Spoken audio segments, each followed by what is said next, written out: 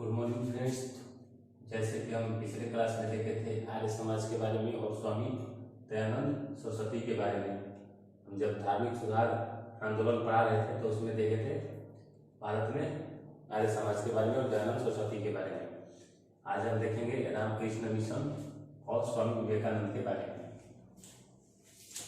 सबसे पहले था ब्रह्म समाज के बाद आर्य समाज के बाद रामकृष्ण मिशन स्वामी विवेकानंद। ये भी किस धर्म से थे? ये भी हिंदू धर्म में सुधार चाहते थे स्वामी विवेकानंद। पहले हम स्वामी विवेकानंद के बारे में देख लेते हैं। तो इनका जन्म कहाँ हुआ था? कलकत्ता में। इनका जन्म कहाँ हुआ था? कलकत्ता में। कब हुआ था? जनवरी 1863 में। लिखना है तो डेट भी लिख लीजिए। 12 जनवरी 1863 को इनका जन्म हुआ था। कहाँ? कलकत्ता में। इनका बचपन का नाम था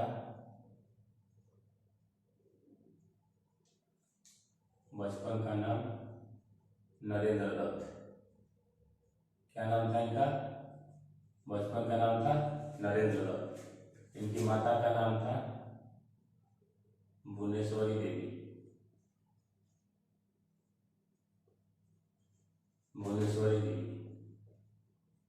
पिता का इनका नाम था, माता का नाम था भुवनेश्वरी देवी और पिता का नाम था विश्वनाथ दत्त।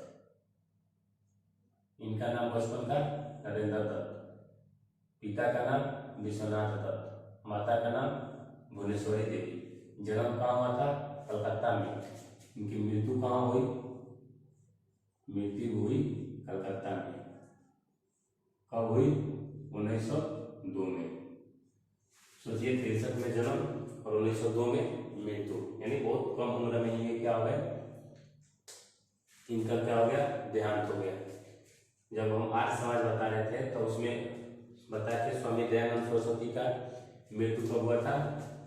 दयानंद सरस्वती का मृत्यु हुआ था 1883 में। कहाँ हुआ था? जोधपुर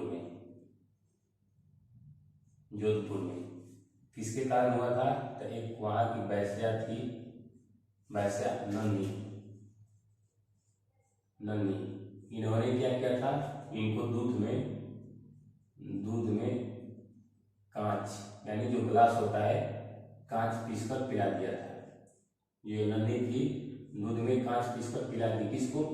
दयानंद सरस्वती को। तो जब दयानंद सरस्वती की मृत्यु हो गई जोधपुर में, इनका जन्म कहाँ हुआ था? गुजरात में। इनका जन्म, विवेकानंद का जन्म कलकत्ता में, मृत्यु कलकत्ता में, क्योंकि इसमें कंफ्यूजन होते रहता है।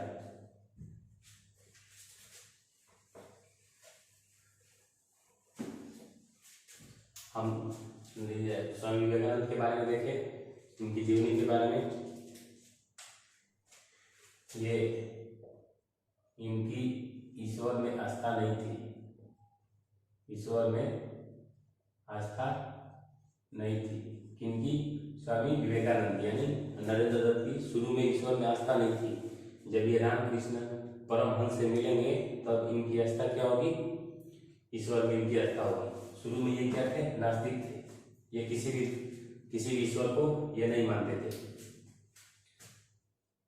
ये सबसे बड़ा धर्म किसको मानते थे? सबसे बड़ा धर्म ये किसको मानते थे? मानव की सेवा। ये यही मानते थे कि मानव की सेवा ही सबसे बड़ा धर्म है। ये आज भी देखिएगा, आज भी बोला जाता है कि मानव की सेवा ही सबसे बड़ी धर्म है। ये आज भी है। ये प्रसंग किसका था? तो स्वामी विवेकानंद का था, यानी नरेंद्र दत्त का था। इनको नव भारत का अग्रदूत कहा जाता है।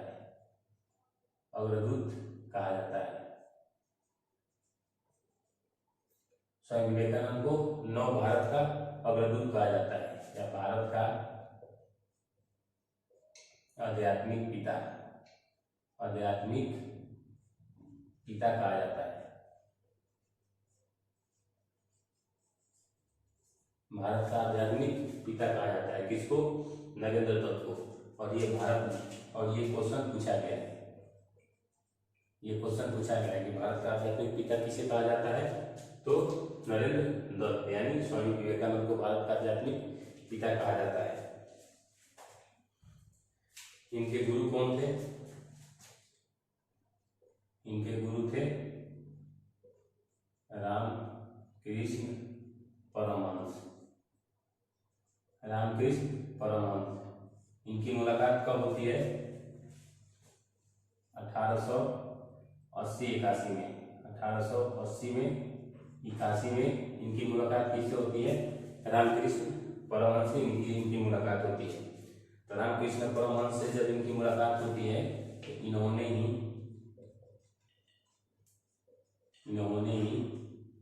वेद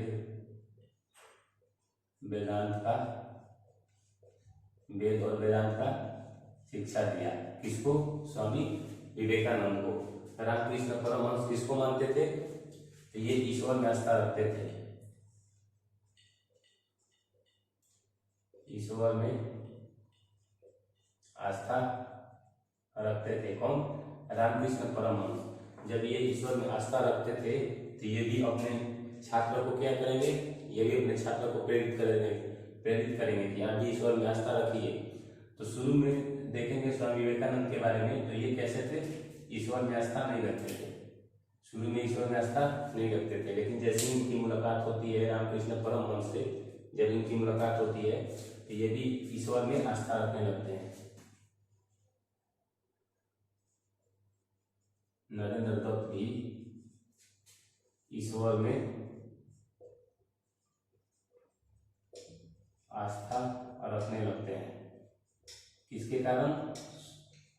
रामकृष्ण परमहंस के कारण, क्योंकि इनके गुरु क्या थे? रामकृष्ण परमहंस। ये ईश्वर में आस्था रखते थे और किसकी पूजा करते थे? तो ये माता काली की पूजा करते थे।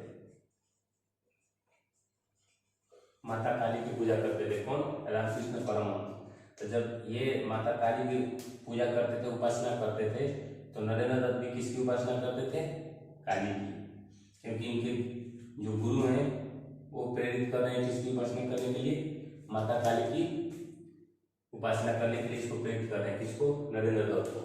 तो इन्होंने, जब इनके गुरु रामकृष्ण परमहंस थे, जब ये अपना विचार दे दिए किसको? नरेंद्र दत्त को, तो इन्होंने सोचा कि हम ये एक संस्था बनाएं और संस्था से क्या करें कि हम गुरु के जो विचार है उसका प्रचार प्रसार करें।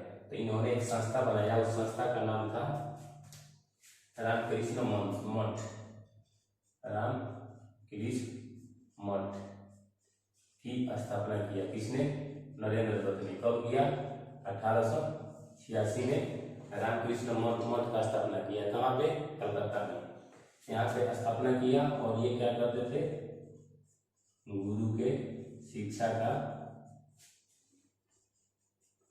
प्रचार प्रसार करते थे।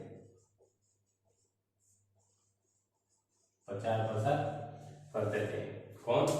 नरेंद्र दत्त। किससे? रामकृष्ण मठ से। क्योंकि उसमें बहुत सारे लोग इस मठ से धीरे धीरे जुड़ने लगे।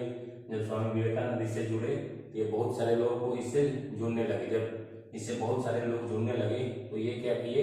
ये सभी लोगों को प्रेरित करने लगे कि आप भी क्या करिए? गुरु का जो ज्ञान है उसका प्रचार प्रसार कीजिए।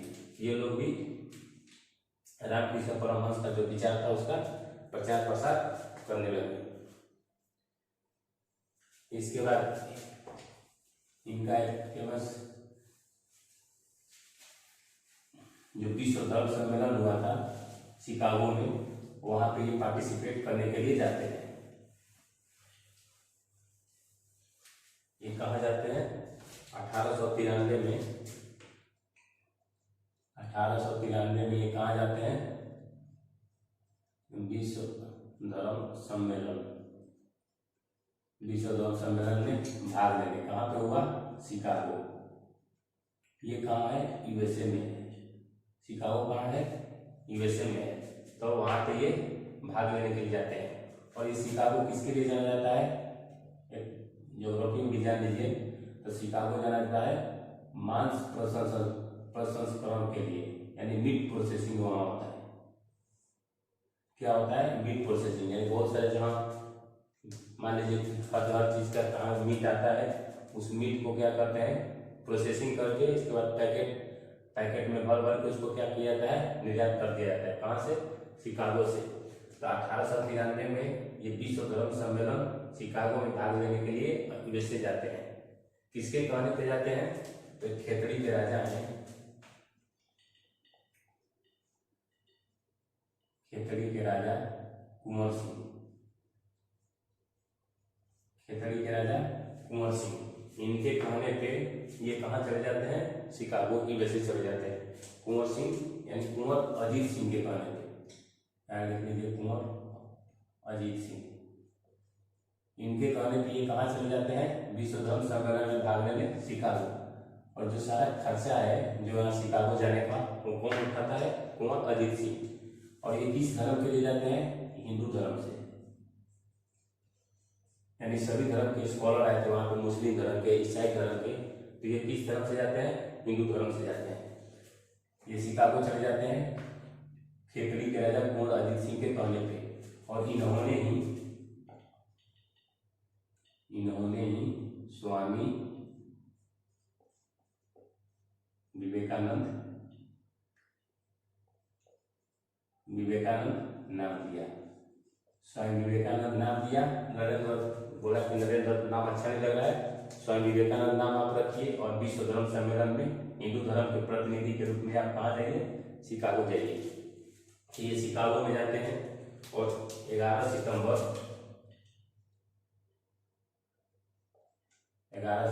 1893 को इसमें भाषण देते हैं। विश्व धर्म सम्मेलन में भाषण देते हैं कौन? स्वामी विवेकानंद। जब इसमें भाषण देते हैं 11 सितंबर 1893 को, तो इनको सबसे ऊंचा व्यक्तित्व माना गया। किनको? जितने भी स्कॉलर आए थे यहाँ शिकागो में, सबसे ऊपर किसको माना गया? स्वामी विवेकानंद को, जो विश्व धर्म सम्मेलन हुआ उसमें। और ये किसमें छपा था? तो वहाँ का एक न्यूज़पेपर एजेंसी है द न्यूयॉर्क हेराल्ड, वहाँ का एक न्यूज़पेपर एजेंसी है the New York Herald, the New York Herald एक न्यूज़पेपर एजेंसी है। उसने इनको सबसे ऊंचा, यही न्यूयॉर्क जो हेराल्ड न्यूज एजेंसी पेपर है, इन्होंने ही सबसे ऊंचा व्यक्तित्व माना। किसको? व्यक्तित्व माना। किसको? स्वामी विवेकानंद को। बोला कि सबसे अगर कोई अच्छा है तो कौन है? स्वामी विवेकानंद है। सबसे अच्छा भाषण किसने दिया? तो स्वामी विवेकानंद ने। और ये 3 साल तक यूएसए में रहे। 3 साल तक यूएसए में रहे। कौन? स्वामी विवेकानंद 3 साल तक यूएसए में रहे। तो इन्होंने यूएसए में क्या क्या किया? तो 1893 में गए, 3 साल तक यूएसए में रहे। 1896 में इन्होंने वेदांत सोसाइटी की स्थापना किया। वेदांत सोसाइटी की स्थापना कहाँ पे? न्यूयॉर्क में। न्यूयॉर्क में क्या किया इन्होंने? वेदांत सोसाइटी की स्थापना किया। इसके बाद इन्होंने एक और संस्था बनाई। कहाँ पे? वो बनाई कैलिफोर्निया में। उसका क्या नाम था? शांति आश्रम। शांति आश्रम की स्थापना। शांति आश्रम की स्थापना कहाँ किया था इन्होंने? तो कैलिफोर्निया में। कैलिफोर्निया कहाँ पे? कैलिफोर्निया। ये कहाँ? ये भी यूएसए में है। जब यूएसए का मैप देखेंगे,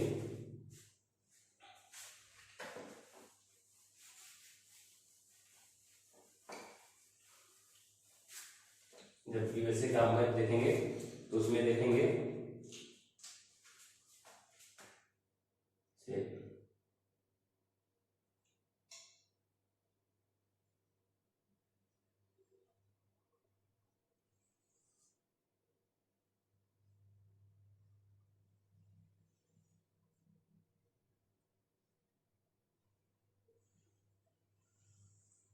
जब इस तरह देखेंगे यूएसए में, तो यहाँ पे कुछ इस टाइप का ऊपर में कनाडा है, यहाँ बीच में यूएसए है, यहाँ पे मैक्सिको है। तो यहाँ पे देखिएगा, यहाँ पे है न्यूयॉर्क, और ये है कैलिफोर्निया, ये है कैलिफोर्निया की घाटी। तो यहाँ है कैलिफोर्निया, यहाँ है न्यूयॉर्क। तो इसके पूर्व में, यूएसए के पूर्व में न्यूयॉर्क, यहाँ पे वेदांत सोसाइटी की स्थापना किया कब, 1896 में। और इसके बाद कैलिफोर्निया में शांति आश्रम की स्थापना किया, किसने, स्वामी विवेकानंद ने। और ये वहाँ से फिर वापस लौटकर भारत आते हैं। जब ये भारत आते हैं वापस लौटकर, तो इन्होंने सोचा कि हम अपने गुरु के नाम पर एक संस्था बनाएं। अपने इनका गुरु कौन थे, रामकृष्ण परमहंस। तो इन्होंने जब वहाँ पे सोसाइटी की स्थापना किया, कहाँ पे, यूएसए में, तो वहाँ पे इससे बहुत सारे लोग जुड़े, यहाँ पे बहुत सारे लोग जुड़े। तो इन्होंने सोचा कि जब वहाँ पर विदेश में बहुत सारे लोग जुड़ रहे हैं, तो हम भारत में भी क्या करें, एक संस्था बनाएं अपने गुरु के नाम पे। तो इन्होंने अपने गुरु के नाम पर एक संस्था बनाया 1897 में। 1897 में रामकृष्ण मिशन की स्थापना किया। रामकृष्ण मिशन की स्थापना कहाँ पे किया, कोलकाता में। रामकृष्ण मिशन का स्थापना किया, किसने, स्वामी विवेकानंद ने। और इनका 2 मुख्यालय बनाया गया, इसका 2 मुख्यालय बनाया गया। कहाँ पे, एक तो बनाया गया बेल्लोर, और एक बनाया गया अल्मोड़ा। 2 बनाया गया, एक बेल्लोर में और एक अल्मोड़ा में। इसका 2 मुख्यालय बनाया गया, किसका, रामकृष्ण मिशन का। और इसका स्थापना कहाँ हुआ, कलकत्ता में। और ये क्वेश्चन पूछा गया है, कि रामकृष्ण मिशन का स्थापना किसने किया था, स्वामी विवेकानंद ने। कहाँ पे किया था, कलकत्ता में। इसका 2 मुख्यालय कहाँ है, बेल्लोर और एक अल्मोड़ा में।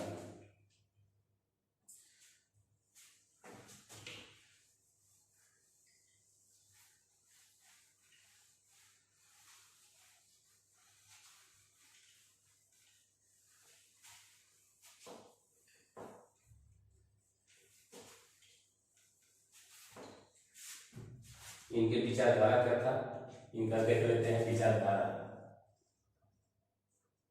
आखिर जो मिशन बन रहा है, ये रामकृष्ण मिशन हो रहा है, जो स्थापित हो रहा है, इसका मतलब उसका कोई ना कोई विचारधारा रहा होगा, ताकि लोग क्या करेंगे, उसी विचारधारा को चलकर आगे बढ़ेंगे और उसी विचारधारा को प्रचार प्रसार करेंगे।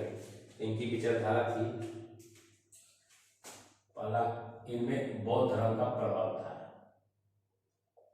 बौद्ध धर्म का क्या था, प्रभाव था। ये गए थे हिंदू धर्म का प्रतिनिधित्व कर रहे थे, कहाँ पे, यूएसए में। लेकिन इन पे प्रभाव किसका था, ये बौद्ध धर्म का प्रभाव था। क्योंकि बौद्ध धर्म में भी देखिएगा तो वहाँ पे भी किसी मूर्ति पूजा का, वहाँ पे भी किसी की मूर्ति पूजा नहीं की जाती थी। कहाँ पे, बौद्ध धर्म में। तो ये भी जब स्वामी विवेकानंद भी शुरू में थे, ये भी मूर्ति पूजा के खिलाफ थे। ये तो रामकृष्ण मिशन से, जब रामकृष्ण परमहंस से मिले, इसके बाद ये मूर्ति पूजा करने लगे। लेकिन शुरू में ये मूर्ति पूजा नहीं करते थे। इनमें किसका प्रभाव था, बौद्ध धर्म का प्रभाव था। इसके बाद अपने गुरु के कारण ये क्या करते थे, मूर्ति पूजा में आस्था रखने लगे।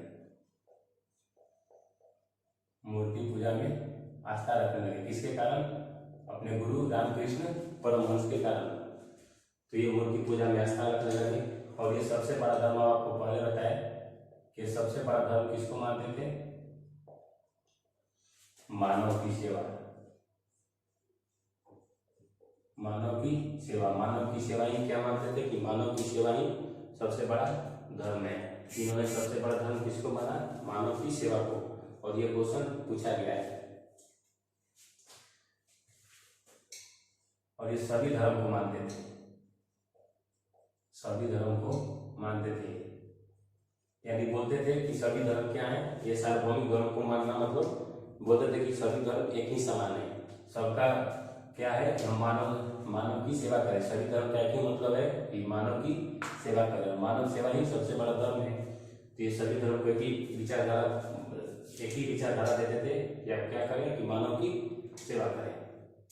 इसके बाद इन्होंने जो स्वर्ण है, स्वर्ण जाति के लोग, स्वर्ण जाति मतलब स्वर्ण मतलब जो उच्च जाति के लोग हैं, जैसे हिंदू हुए तो हिंदू में भी स्वर्ण हिंदू होते हैं जो कि बहुत ही ऊंची जाति के होते हैं। तो उसी तरह इसीलिए इसको बोलते हैं स्वर्ण जाति, मतलब ऊंचे जाति के लोग। उनको बोलते थे कि आप क्या करिए, जातिवाद खत्म करिए। तो स्वर्ण जाति के लोगों से ये प्रेरित करते थे, स्वर्ण जाति के लोगों को प्रेरित करते थे कि आप सभी जाति से मिलकर रहें। अगर सभी जाति से, अगर स्वर्ण जाति के लोग या ऊंची जाति के लोग अगर सभी जाति से मिलकर रहेंगे तो उससे क्या होगा, जातिवाद धीरे धीरे समाप्त हो जाएगा। जो जाति के बीच में दूरियां हैं वो क्या होगी, मिट जाएगी। ये बोलते थे कि स्वर्ण जाति के लोगों से बोलते थे कि आप सभी जाति से मिलकर रहें। और ये किसका समर्थन करते थे, अंग्रेजी शिक्षा का।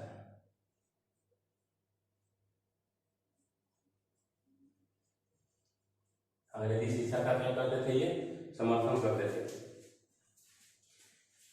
इनकी तो ये विचारधारा हो गई, इनकी विचारधारा थी, बौद्ध धर्म का प्रभाव था, मूर्ति पूजा में आस्था रखने लगे, सबसे बड़ा धर्म मानव की सेवा बताए, सभी धर्म को ये प्रेरित करते थे, यानी सभी धर्म को एक ही भाव से देखते थे। स्वर्ण जाति के लोगों को ये बोलते थे कि आप क्या करें, सभी जाति के साथ मिलकर रहें, जिससे क्या होगा, जातिवाद धीरे धीरे समाप्त हो जाएगा, जातिवाद धीरे धीरे मिट जाएगा। किसका समर्थन करते थे, अंग्रेजी शिक्षा का समर्थन करते थे। इसके बाद इन्होंने दूसरा धर्म सम्मेलन हुआ 1900 में, सेकेंड धर्म सम्मेलन।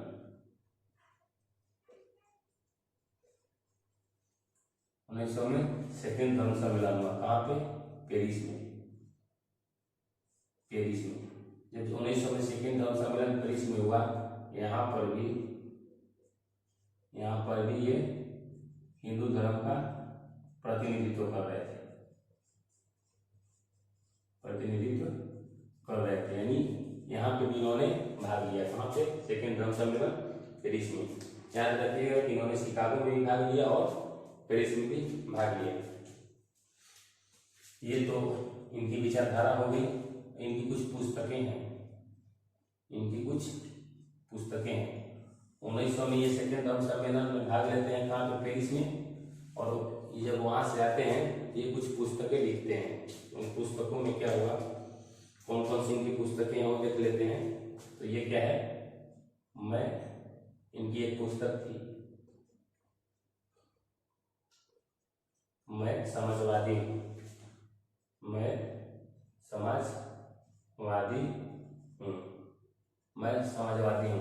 इसी में इन्होंने स्वर्ण जाति से अपील किया था कि आप जातिवाद को धीरे धीरे क्या करिए, त्याग करिए और सभी वर्ग के साथ, जो सभी जाति हैं, सभी जाति के साथ आप मिलकर रहें।